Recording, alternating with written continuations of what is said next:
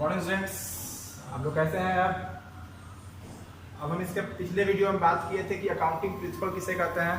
मैंने उसमें डिस्कस किया था कि अकाउंटिंग प्रिंसिपल क्या क्या होते हैं और अकाउंटिंग प्रिंसिपल बनाता कौन है, वर्ल्ड में कौन बनाता है और इंडिया में कौन बनाता है। तो चलते हैं हमने नेक्स्ट टॉपिक पर, गोइंग कंसर्न कंसेप्ट। तो अकाउंटिंग प्रिंसिपल बहुत टाइप के होते हैं। तो सबसे पहले हम अकाउंटिंग प्रिंसिपल, यहाँ मैंने लिखा है 4 अकाउंटिंग प्रिंसिपल। उन चारों अकाउंटिंग प्रिंसिपल को हम इस वीडियो में अच्छे से डिस्कस करेंगे। तो पहला हमारा अकाउंटिंग प्रिंसिपल है going concern concept. What is going concern concept? Babu, going concern concept एक ऐसा अकाउंटिंग प्रिंसिपल है जिसके जरिए बताया जाता है कि अकाउंटिंग कभी रुकती नहीं, अकाउंटिंग कभी बंद नहीं होती। जो हम अकाउंटिंग करते हैं वो रेगुलर बेसिस पे होते रहता है। आप एग्जांपल ले लीजिए ना, आप धीरू भाई अंबानी की कंपनी का एग्जांपल ले लीजिए। क्या धीरू भाई अंबानी मर गए तो क्या वो अकाउंटिंग नहीं कर रहे हैं? वो कर रहे हैं। उन्हीं की कंपनी है जो उनके बेटे चला रहे हैं। अब उनके बेटे मर जाएंगे तो फिर उनके बेटे बैठेंगे। लेकिन अगर किसी के मरने से या किसी के जीने से हमारे बिजनेस पर कोई प्रभाव नहीं पड़ता। अगर हमारा बिजनेस है तो हमारे बिजनेस में किसी के मरने से या किसी के जीने से, किसी के मरने या किसी जीने से अकाउंटिंग पर कोई प्रभाव नहीं पड़ता। अकाउंटिंग रेगुलर बेसिस पे होते रहता है। यही कंसेप्ट हमें बताता है अकाउंटिंग की गोइंग कंसर्न कंसेप्ट की अकाउंटिंग होने वाले बिजनेस की एक ऐसी प्रक्रिया है, एक ऐसे प्रोसेस है कि जो रेगुलर बेसिस पे होती रहती है वन बाय वन, एक पीरियड के according. 1 April to 31 March, 1 April to 31 March, ऐसे मान लीजिए 1 अप्रैल टू 31 मार्च 2021, फिर 2022, 2023, 2024। बीच में अगर 2024 में उस मालिक की मृत्यु हो जाए तो ऐसी बात नहीं है कि वो अकाउंटिंग नहीं करेगा।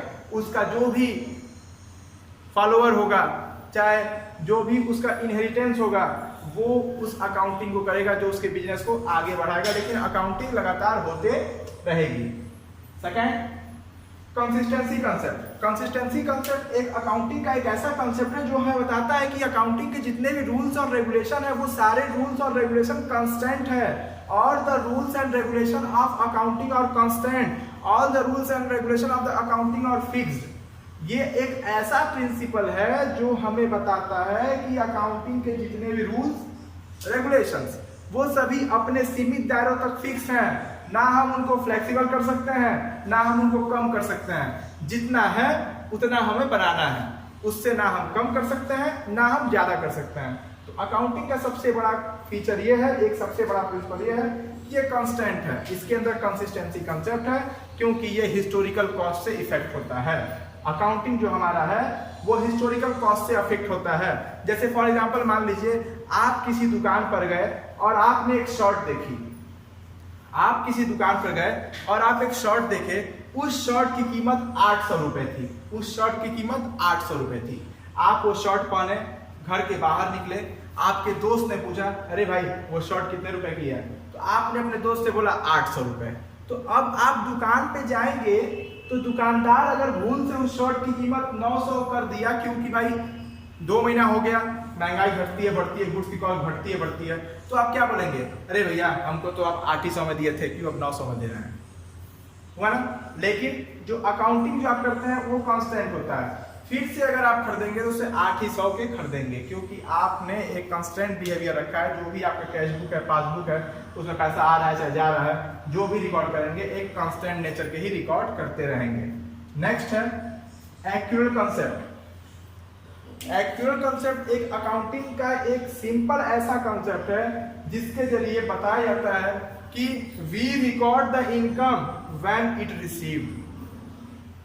एक्चुअल कंसेप्ट अकाउंटिंग का एक ऐसा कंसेप्ट है जो बताता है कि हम इनकम को तभी रिकॉर्ड करेंगे जब इनकम हमारे पास रिसीव हो जाएगा। Otherwise I will not record any type of business transaction. Actual concept एक ऐसा कंसेप्ट है जिसके जरिए बताया जाता है कि हम तभी बिजनेस ट्रांजेक्शन को बिजनेस ट्रांजेक्शन मानेंगे जब वो बिजनेस ट्रांजेक्शन का पैसा हमें मिल जाएगा। जब तक हमें पैसा नहीं मिलेगा तब तक हम एक्यूरेट बेसिस अकाउंटिंग में उसको नहीं बनाएंगे। जैसे कि मैं आपको सिंपल सी बात एक छोटी सी बता दूं कि हम जो बिजनेस बनाते हैं, हम जो अकाउंटिंग करते हैं वो कैश बेस अकाउंटिंग भी करते हैं, क्रेडिट बेस भी अकाउंटिंग करते हैं। राम को उधार सामान बेचा। अगर आप राम को उधार सामान बेचेंगे ना तो एक्यूरेट बेसिस अकाउंटिंग में इसको नहीं दिखाएंगे।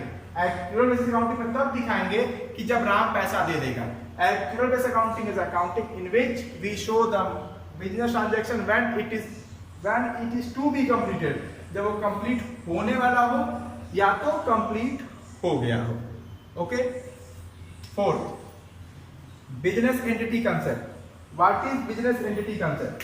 तो बिजनेस एंटिटी कंसेप्ट होता क्या है? सिंपल सी बात, बिजनेस एंटिटी कंसेप्ट मतलब बिजनेस का खुद का एक अपना लीगल एंटिटी होता है। मतलब कि सिंपल से हिंदी भाषा में अगर हम समझें तो व्यापार का मालिक व्यापार से अलग होता है। बिजनेस एंटिटी कंसेप्ट में व्यापार का मालिक व्यापार से अलग होता है। अगर व्यापार का मालिक व्यापार से अलग नहीं होता तो मैं आपको एक सबसे पॉपुलर आदमी का नाम बताता हूं जिसको आप सब लोग जानते हैं, Subrata Roy Sahara. Subrata Roy Sahara is a founder and CEO of Sahara private limited. Subrata Roy Sahara जो हैं वो सीईओ भी हैं और फाउंडर भी हैं सहारा प्राइवेट लिमिटेड के। क्यों सुब्रत राय जेल गए? सहारा क्यों नहीं जेल गई? सहारा कभी जेल नहीं जा सकती because Sahara is an artificial person created by the law. Sahara एक आर्टिफिशियल पर्सन है। सारा काम तो सहारा की, सारा पैसा सहारा के नाम पे मिला, लेकिन जेल कौन गया? सुब्रत राय। मोहर किसकी लगी? सहारा की।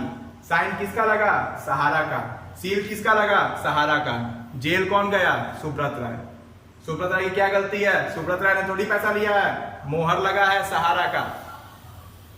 ओके। किसी भी कंपनी का मोहर लगता है, किसी इंस्टीट्यूशन के पर्सन का नहीं लगता, लेकिन उसको चलाने वाला उसको जिम्मेदार होता है। व्यापार कभी जिम्मेदार नहीं होता, व्यापार को चलाने वाला आदमी जिम्मेदार होता है। व्यापार कभी जिम्मेदार नहीं होता, व्यापार को चलाने वाला ही आदमी जिम्मेदार होता है। उसी लिए हम कहते हैं बिजनेस में कि व्यापार का मालिक व्यापार से अलग होता है। That is business entity concept. In this type of concept owner and the business both are perpetual bodies, both have the separate legal entities, but the business is totally depend on the owner.